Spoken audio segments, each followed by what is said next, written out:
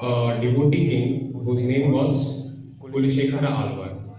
And Kulshekhara Alvar is again and again mentioned by Srila Prabhupada in his books. And he again and again quotes his teachings, his verses, which is mentioned in his book written by himself, and the scripture is known as Mukundmala Stotra. So he has, I'll give you a brief introduction. So there, just a second. So actually, in South India, in Sri Sampradaya, there are 12 Alvaras. So just as we had 12 Mahajanas, we are having 12 Alvaras in Sri Sampradaya. So these 12 Alvaras have the duty to represent or exemplify their lives to us, so that we can also make our material condition of our life spiritually inclined, so that we can also achieve the ultimate spiritual goal, that is to surrender to Lord Krishna. So just as it is said in Bhagavatam that Mahajano yena gatasya pantha. So pantha means the path. So we have to follow the path given by Mahajanas. So just like that, Alvaras are also chosen by Lord Krishna to exemplify their lives, and we are duty bound to follow their paths.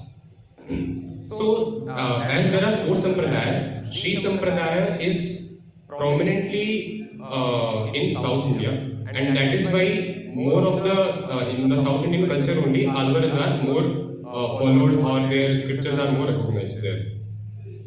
These are the 12 Alvaras, and I am just listing from Bhagavatam the 12 Mahajanas. Here you can see this, and these are the 12 Alvaras. We will not go into detail. Okay. So actually, these 12 Alvaras have written a diversity of verses, and they are called Divya Prabandham. This is a South Indian name. And in this Divya Prabandham, there are 4,000 Tamil verses, as you can see. So they are composed in also other languages like Tamil, Telugu, etc. And they have summarized of how a person from different family backgrounds can also achieve the same devotional goal, that is that we should also have, we should also aspire for, that is total surrender to Lord Krishna. And they only talk about the pure devotional service that we also in our Sampradaya, Brahma Sampradaya, we also talk about. So here you can see in this paragraph that there are some example of Alvaras who are from different family backgrounds. So some were uneducated like Nammalvar, and some faced suffering or they were poor like Tirupan Alvar. So the point is that even being having from different family backgrounds, being a king, being a devotee, or being poor, etc., they can also achieve the highest goal of life, that which is prescribed by Prabhupada himself. So today we are going to talk about an Alvar who is a king, who was a king by his background, and he was the king of Chera dynasty. We are going to look into that. I am going a bit fast because time is so. Okay, so King Kulshekhara is described as a Rajarshi. Who is a Rajarshi? A Rajarshi is someone who is Raja plus Rishi.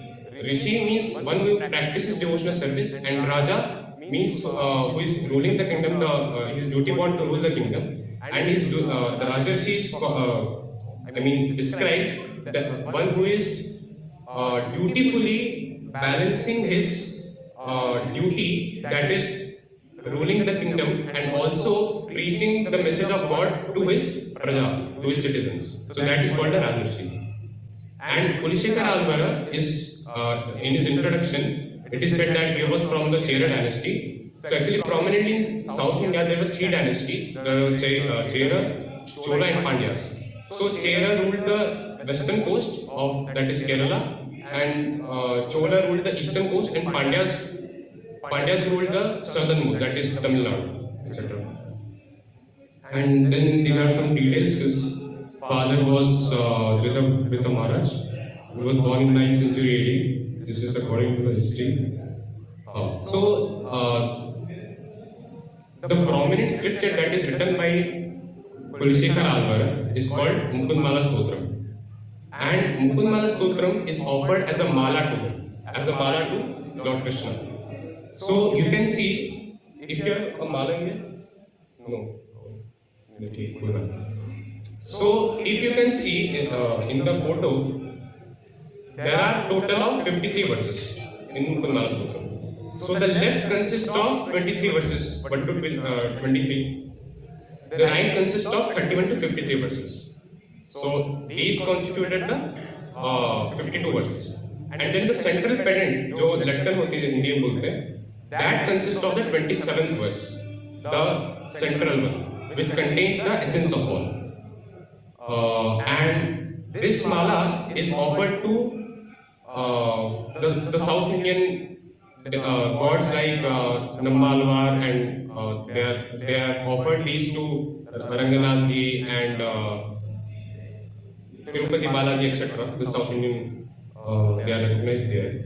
And we are going to discuss in briefly of what are the essence that is given by Kulshekhara Alvar in Mukundmala Stotram. So I have chosen 5 verses, of which we'll cover maybe 2 or 3. And this is a very important one, this and the next one, which is the 37th and then 33. Okay. So let us discuss now here. Please repeat after me. Vyamoha prashamaushadham munimano vritti pravrityaushadham दैत्येन्द्रार्तिकरौषधम् त्रिभुवने सञ्जीवनैकौषधम् भक्तात्यन्तहितौषधम् भवभयप्रध्वंसनैकौषधम् भवभयप्रध्वंसनैकौषधम् श्रेयःप्राप्तिकरौषधम् पिबमन श्रीकृष्णदिव्यौषधम् So in this verse, Kulshekhara Alvar is talking about 3 things. He is saying the disease, the cure and the medicine to cure that disease. So we'll go word by word in Sanskrit. So the first word is Vyamoha. Vyamoha is referred to, Moha is very simple, Moha is illusion. So the prefix Vya is referred to Vishesh type of Moha. So what exactly is he referring to? He is referring to that we conditioned living beings are subjected to these illusions, that we are not this spirit soul and we are body. And the other can be that we are not our eternal relationship with the Lord. So we consider ourselves the master. So we say kartaham iti manyate. Ahankar vimudatma kartaham iti manyate. By the subject of false ego, we mind ourselves as the masters by the force of the 3 modes of material nature. So Vyamoha means the illusion caused by the 3 modes of material nature, and that is Vishesha, that is unique. And then Prashamaushadham. Prashamaushadham means shaman. So in Hindi we say shaman karna, to suppress anything. So here he is referring to that to suppress our senses from the sense objects and engaging the senses into devotional practice, so that the actions that are performed by the senses are not does not cause us bondage in this material world. हमको जो senses है उसको भक्ति में लगाना चाहिए, और जो सेंस ऑब्जेक्ट्स है इस मटेरियल वर्ल्ड में उससे हटाना चाहिए, तो उसका शमन करना, to suppress it. And he sing प्रकृष्ट रूपेण शमनम, that is completely extract our senses from the sense objects. Prakrishta Rupena, this prefix pra is used in Sanskrit to say that completely or in a unique way. So Prakrishta Rupena Shamanam, extracting the senses from the sense objects. This is the meaning. And then he says Muni Mano Vritti Pravrityaushadam. So he says that the Munis who are practicing devotional service. So there are two things actually in here. So the Aushadhi which helps the Muni to contemplate on Lord Krishna and also follow us, who are people in general, follow them so that we can also achieve that supreme goal, that is surrender to Lord Krishna. There are two things.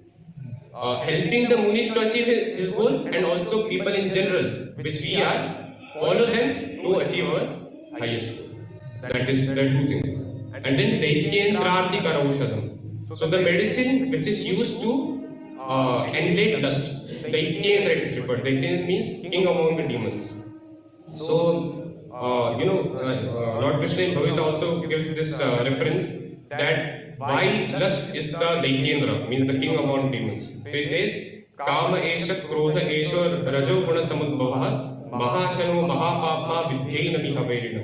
And then also one verse it is said, Dhyayato Vishayan Pumsa Sangasteshu Pajayate Sangat Sanjayate Kama Kamat Krodho Vijayate. He says that Kama is the cause of all the other anarthas. So if we say for example that a child desires a candy, then if he does not get that candy, so he gets angry. So what was the lineage or the connection? That first he desired Kama and then Krodha. So actually Kama is the cause of all the causes, all the other anarthas. And that is why it is said that Dhyayato Vishayan Pumsa. By contemplating on the sense object, the Kama is the desire to get something is produced, and then if it does not, we do not get that, then it is subjected to Krodha, that is anger. So it is saying Daityendrarti Karaushadam. To annihilate this lust, the medicine is holy name, Aushadam.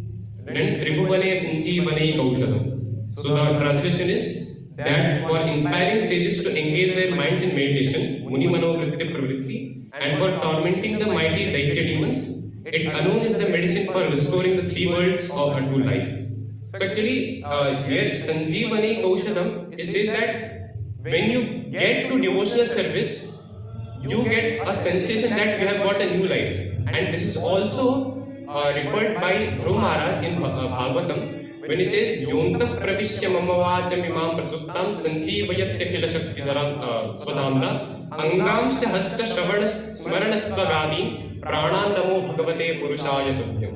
So, when Dhruv Maharaj was not able to speak in front of Lord Krishna because of his childness, so then what Krishna did is, he touched his shankha to his head, to his face. And then what he said that I am experiencing an electric pulse through me. I am saying that my anga, my shravanam, my ears are experiencing an electric pulse. That is only referred here. It is said that Sanjeevayatya Kila Shakti,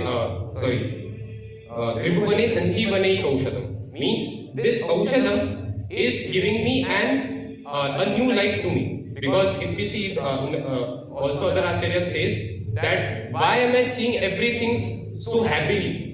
Earlier I used to see duality, he is my friend, he is my enemy or something. So these duality is being vanished by the Aushadhi, which is the holy name. He is saying to that.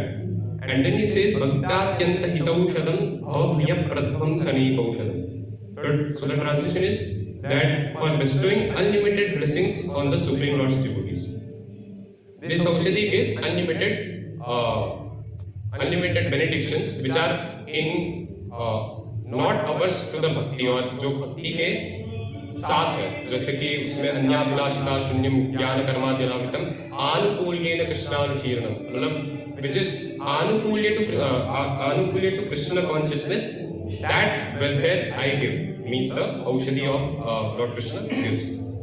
And then it is referred to Bhava Bhaya Pradhvamsanai Kaushadam. Bhava means material world, Bhaya means fear. Pradhvamsanai Kaushadam is again referring to Prakrishta Rupena Dhvamsam. So ध्वंस मतलब जैसे हम हिंदी बोलते कि इसका ध्वंस कर दिया, भगवान ने इस राक्षस का ध्वंस कर दिया. So that ध्वंस is vanishing, destroying. So when he says Pradhvamsa, it is Prakrishta Rupena Dhvamsa, that is completely removing it. So the Aushadhi, which is holy name, completely removes the Bhava Bhaya, means the material fear. And what exactly am I referring to by saying fear? The fear is referred to whatever is produced by the three modes of material nature and also the three types of miseries, that is Adhyatmic, Adhidevic and Adhibhautik. So whatever fear is produced through this three modes of material nature and the three miseries conducted by the three modes of material nature only. So he says that Bhava Bhaya Pradhvamsane Kaushadam. And also in Bhagavad Gita, he says that my devotee is Abhayam. When in the 16th chapter he talks about, Lord Krishna talks about the divine and demonic qualities, he says that my devotee is Abhayam. He can never be fearful because he has got the ultimate shelter. Even if you see, the very first quality is Abhayam. He is listing many qualities, but the first one he says that my devotee is Abhayam. Abhayam Sattva Samshuddha Jnana Yoga Vyavasthita Dhanam Damasya Yajnasya Swadhyaya Stapa Aja. This is the sloka. And also, the Bhaya is produced only when we turn back from Krishna. In the 11th canto it says, Bhayam Dvitiya Viniveshitasya Ishat Apetasya. When we turn back from Isha, means Lord Krishna, then only the fear arises. Because we are not identifying ourselves as the servant of that Supreme. We are identifying ourselves as the master. We are controlling everything, so the fear arises. And then Shreya Prapti Karaushadam. So he says that this Aushadhi gets a devotee Shreya. Shreya means well-being. So actually in Sanskrit there are two types of well-being. As in English there is nothing like that. But in Sanskrit there are two types of well-beings. It says Shreya and Preya. Preya is talking about immediate well-being, immediate welfare. And Shreya is talking about ultimate well-being. So even Lord Krishna says this in 18th chapter. He says Yattadagre Vishamiva Pariname Amrito Bhavam. So the sattvic sukha, the activities done in Sattva Guna is referred to Yattadagre Vishamiva Pariname Amrito Bhavam. The activities that are done in Sattva Guna are bitter in the beginning but are like a nectar at the end. That is what referred to here. He says Shreya Prapti Karaushadam. My devotee who is practicing devotional service, who is taking this holy name, gets Shreya, means the ultimate benefit, that is surrender to Lord Krishna. Ultimate, the highest goal of life.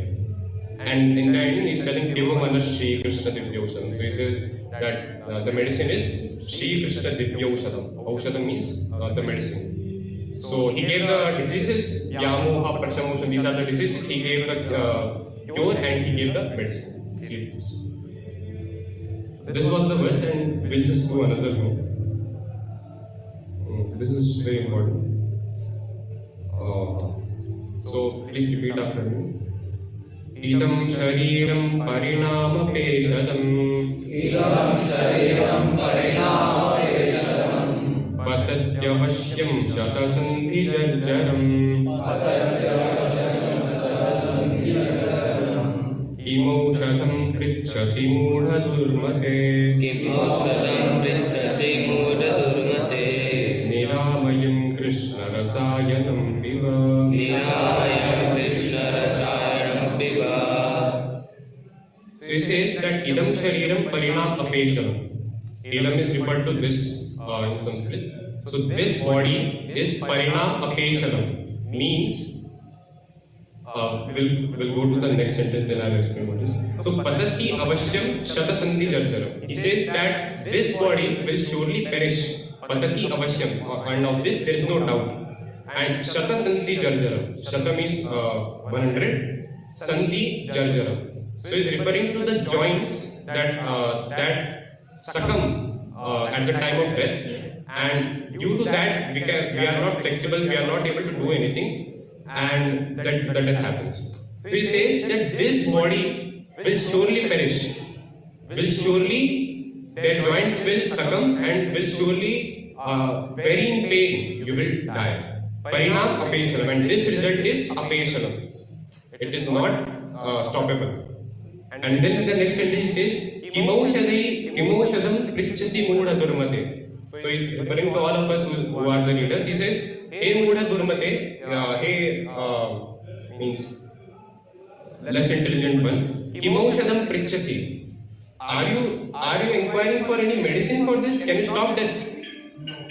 If we say, even in today's life, we cannot even stop. We don't have an accurate medicine for cancer. So how can we say that we can stop death? So he says that are you inquiring for some medicine to stop death? He's making fun of us, of the readers. So that is why he's saying Niramayam Krishna Rasayanam Piva. Of this, there is no other than Niramayam Krishna Rasayanam. That is, Niramayam means it never fails. Nira Amayam. Nira is the ninth Purush Samas. That is the negation. So Niramayam means which never fails Krishna Rasayam. That is the elixir of Krishna Rasayam. Krishna, the word of Krishna. And then actually, just wanted to discuss one more because this is very important. This is again and again referred by Prabhupada many times. The other verses are not much referred, but this is very important. So he says that, please repeat after me. Krishna Tvadiya Padapankaja Panjarantam Krishna Tadiya Padankajapajantam Adyeva me vishatu manasa rajahamsaha Adyeva me visatumanas rajahamsaha Prana prayana samaye kaphavata pittaihi Prana pranaya samaye kapavata pitte Kantavarodhana vidho smaranam kutaste. Kantavarodhana vido smaranam kutaste. We will first read the translation. O Lord Krishna, at this moment, let the royal swan of my mind enter the tangled stems of the lotus feet of your feet, lotus of your feet. And how will it be possible for me to remember you at the time of death, when my throat will be choked up with mucus, bile, and air? So he has translated the kaphavata pitta in mucus, bile, and air. So then what is he talking about is Krishna Tvadiya Pada Pankaja. Means actually he is giving an example of the swan which enters into the stem of the lotus. Actually Prabhupada is in the commentary saying that actually the swan is, they are sporting in the lotus stem of in Sagara. So he is saying that this is a kind of sporting for the swan or the हंस. सो प्रभुपाद ऐसा कह रहे हैं कि ये एक प्रकार का खेल होता है जो स्वान करते हैं कमल की नली में, स्टेम में. सो इसे कृष्ण त्वदीय पद पंकज पंजरांतम. आपका भी पैर जो है it is also compared to lotus. So I want to play in the stem of that lotus, and he says that adyeva me vishatu manasa rajahamsa. So now as my mind is constantly thinking of you, I want to accept my death. So actually what purpose of this verse is that Lord Krishna says in Bhagavad Gita, antakale cha mamyo smaran ukta kalevaram. So at the time of death, if you remember me, you will not come again, you will not take birth again.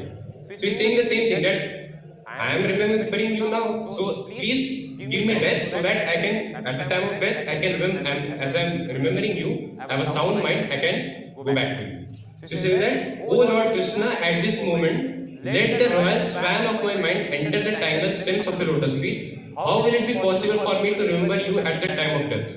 So then he says, Prana prayana samikye kaphavata pittaihi. So in Ayurveda there are three things, as we say that kaphavata and pittaihi. So when our throat or something, our body will be choked up with kapha vata pittaihi, how will I remember you? So in the Purport Srila Prabhupada writes that the lesson is that even if you can practice devotional service when you are young, when you are able to do everything, when you have a sound mind, how can you do it when you are suffering? How can you do it when you have so much tensions about family life, about your health, about something else, maybe kids or etc. So how can you do that? And that is why he is saying that practice this in the young age. That is why you can, for that only you can success in your life at the time of death.